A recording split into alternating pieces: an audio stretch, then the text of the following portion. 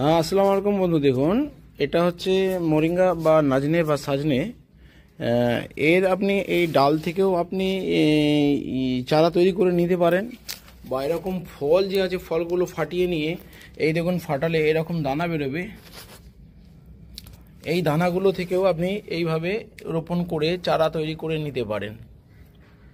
এভাবে চারা তৈরি করে নিতে পারেন। আর একটা পদ্ধতিতে অঙ্গজ জনন পদ্ধতিতেও করা যায়। এটা হচ্ছে এই দেখুন, এইভাবে ডাল কেটে নিয়ে এইভাবে আপনি লাগিয়েও চারা তৈরি করতে পারেন। এই দেখুন, এইভাবে আমরা দানাগুলোকে বার করে নিয়েছি।